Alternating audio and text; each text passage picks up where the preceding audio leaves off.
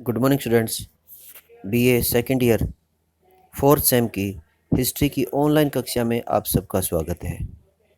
आज का हमारा चैप्टर रहेगा वही चैप्टर 11, भारत का विभाजन एवं स्वतंत्रता। और आज टॉपिक रहेगा भारत विभाजन के मूल कारण। भारत में तीव्र होती राष्ट्रीयता की भावना के परिणाम स्वरूप अंततः देश को अंग्रेजी शासन से आज़ादी तो मिली, परंतु देश को विभाजन का कष्ट भी झेलना पड़ा। सांप्रदायिक हिंसा तथा विभाजन ने हजारों लोगों की जानें ले ली, लाखों लोगों को बेघर कर दिया व करोड़ों की संपत्ति का नुकसान हुआ। यद्यपि अनेक राष्ट्रवादी नेता अब भी भारत के विभाजन के पक्ष में नहीं थे। महात्मा गांधी ने तो ये तक कह दिया था कि पाकिस्तान का निर्माण मेरे सौ पर होगा, परंतु देश की राजनीतिक घटनाओं ने ऐसा मोड़ लिया कि विवश होकर सभी नेताओं को माउंटबेटन योजना को स्वीकार करना पड़ा।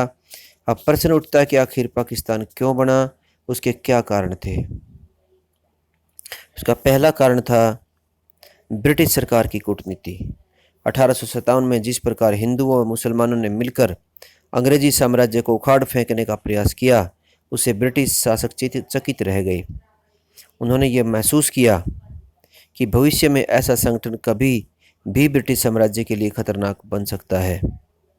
अतः उन्होंने इस संगठन को तोड़ने का निश्चय किया। उन्होंने फूट डालो और राज करो की नीति अपनाई, जिसके कारण सदस्यों से एक दूसरे के साथ रहने वाली हिंदू मुसलमान जातियों के संबंध बिगड़ गए। 1857 की क्रांति को अंग्रेज प्रशासकों ने मुसलमानों की साजिश माना और क्रांति के बाद मुसलमानों पर अनेक अत्याचार किए व हिंदुओं को सुविधाएं दी। लेकिन जब भारतीय राष्ट्रीय कांग्रेस मजबूत हुई तो उन्होंने मुसलमानों को पक्ष लेना शुरू कर दिया और हिंदुओं के विरुद्ध भड़काना शुरू कर दिया। ये ब्रिटिश शासन की कूटनीति थी। दूसरा, हिंदुओं की अलगाववाद नीति। अति प्राचीन काल से ही भारतीय संस्कृति की विशेषता रही कि इसने सभी संस्कृतियों को अपने अंदर आत्मसात कर लिया। मुसलमानों के आगमन से पहले यहाँ अनेक जातियाँ यूनानी, शक, हूण, कुषाण आदि आई और भारतीयता में शामिल हो गई और अपनी संस्कृति खो बैठी। भारतीयों से संबंध स्थापित करके वे भारतीय हो गए। लेकिन जो मुसलमान अपने साथ एक विशिष्ट जाति रीत समाज लेकर आए, जो अपनी आदतों में हिंदुओं से एकदम भिन्न थे, हिंदुओं ने म्लेच्छ कहकर उनसे दूरियां बनाई और उन्हें अपने अंदर आत्मसात नहीं होने दिया। हिंदू मुसलमानों को छोटा समझते थे और उनसे संपर्क स्थापित नहीं करते थे। धीरे धीरे यह भावना भी उनमें घर कर गई कि हिंदू बहुसंख्यक भारत में उनका धर्म, संस्कृति एवं भाषा सुरक्षित नहीं है।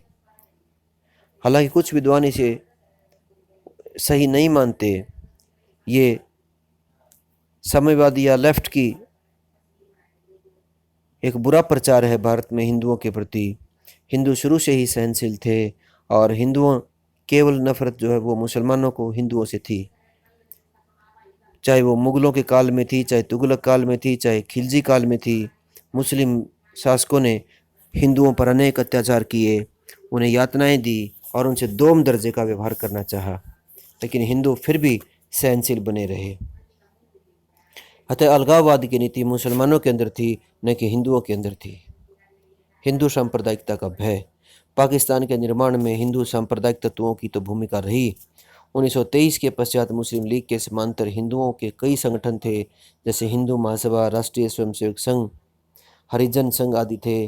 अनेक राष्ट्रवादी नेता जैसे लाला लाजपत राय, स्वामी श्रद्धानंद, पंडित मदन मोहन मालवीय आदि हिंदू संगठनों से दूर थे। अतः कई मुसलमान कांग्रेस को हिंदू संगठन मानने लगे और वो सोचने लगे कि कांग्रेस का उद्देश्य भारत में हिंदू राज्य स्थापित करना है। इसके बाद कांग्रेस की तुष्टीकरण की नीति। अनेक विद्वानों का मत है कि कांग्रेस ने मुस्लिम लीग के प्रति एक कमजोर एवं तुष्टीकरण की नीति अपनाई, जिससे मुस्लिम लीग की पाकिस्तान की मांग को बल मिला। कांग्रेस ने हमेशा लीग से समझौता करने की उत्सुकता दिखाई, जिससे लीग का अनावश्यक महत्व बढ़ गया और वो ये समझने लगी कि उसके बिना कांग्रेस भारत की किसी भी संवैधानिक समस्या का हल नहीं कर सकती। समय समय पर कांग्रेस ने मुस्लिम लीग की नाजायज मांगें स्वीकार की और उसके महत्व को बढ़ा दिया गया। इसके बाद पंडित जवाहरलाल नेहरू की हठधर्मिता भी थी, उसका लालच भी था। पंडित जवाहरलाल नेहरू अपने आप को प्रधानमंत्री बनाना चाहता था, इसलिए वो चाहता था कि बेशक पाकिस्तान अलग हो जाए लेकिन भारत स्वतंत्र हो और वो प्रधानमंत्री बने, वो ये भी चाहता था। जिन्ना की जिद व हठधर्मिता। मुस्लिम लीग के नेता मोहम्मद अली जिन्ना बड़ा महत्वाकांक्षी जिद्दी था। यदि वो धैर्य से काम लेता तो विभाजन टल सकता था। उधर कांग्रेसी नेताओं का विश्वास था कि उनका संघर्ष अंग्रेजी सरकार से है, न कि जिन्ना से है। इसलिए वे उससे बात करने के लिए तत्पर रहते थे और उसने इस बात का नाजायज़ फ़ायदा उठाया और हिंदुओं से नफरत करने के लिए उसे मुसलमानों में भड़काऊ भाषण देने शुरू कर दिए और उनमें भारत हिंदुओं के प्रति नफरत पैदा कर दी। 1937 ईस्वी का जो चुनाव का प्रभाव भी था। 1937 के जो आम चुनाव ने भी सांप्रदायिक राजनीति को प्रभावित किया। इस चुनाव में कांग्रेस को भारी सफलता, सांप्रदायिक दलों को असफलता मिली। 11 में से 8 प्रांतों में कांग्रेस की सरकार बनी। इससे मुस्लिम लीग इसमें असफल रही और उसने कांग्रेस की धर्मनिरपेक्ष छवि को प्रकट करना था। लेकिन अब मुस्लिम लीग अब कांग्रेस से ईर्ष्या करने में लगी थी। अब वह ये भाषण देना शुरू कर दिया। उन्होंने मुसलमानों में प्रचार करना शुरू कर दिया कि इस्लाम खतरे में है और मुसलमानों को हिंदुओं से नफरत करने के लिए प्रचार करना शुरू कर दिया। इसके बाद सांप्रदायिक दंगे हुए। मुस्लिम लीग के संवैधानिक साधनों से पाकिस्तान प्राप्त करने की योजना अब असफल हो गई थी। उसने सांप्रदायिक दंगों के लिए मुसलमानों को उकसाया। उसने 16 अगस्त 1946 को प्रत्यक्ष कार्रवाई का आह्वान किया, एक नारा दिया, लड़कर जीतेंगे पाकिस्तान। इस प्रकार देश में सांप्रदायिक दंगों का सूत्रपात किया। इन दंगों में हिंदू और मुसलमानों ने एक दूसरे के खून की होली खेली। दंगों में हजारों व्यक्तियों की मौत हुई तो करोड़ों की संपत्ति नष्ट हो गई। इसे रोकने में अंतरिम सरकार असफल रही और अंत में देश अराजकता के गर्त में जा फंसा था। अब इसे पाकिस्तान को बनाने के लिए भारत के नेताओं ने स्वीकृति कर दी। इस प्रकार कांग्रेस ने भोली भाली जनता के रक्तपात की अपेक्षा विभाजन को स्वीकार करना अच्छा समझा। सत्ता के प्रति आकर्षण। कांग्रेसी नेता लंबे समय से संघर्ष करते करते थक गए थे। अब वो देश को स्वतंत्रता चाहते थे और इसीलिए उन्होंने विभाजन स्वीकार किया। बल्कि इतिहासकार ये भी कहते हैं कि स्वयं नेहरू जी देश के प्रधानमंत्री बनने की बड़ी लालसा रखते थे और उनका लालच के कारण पाकिस्तान भारत से अलग हो गया। भौगोलिक स्थिति। उत्तर पश्चिमी भारत की भौगोलिक स्थिति भी पृथक मुस्लिम राज्य की स्वीकृति का कारण बनी।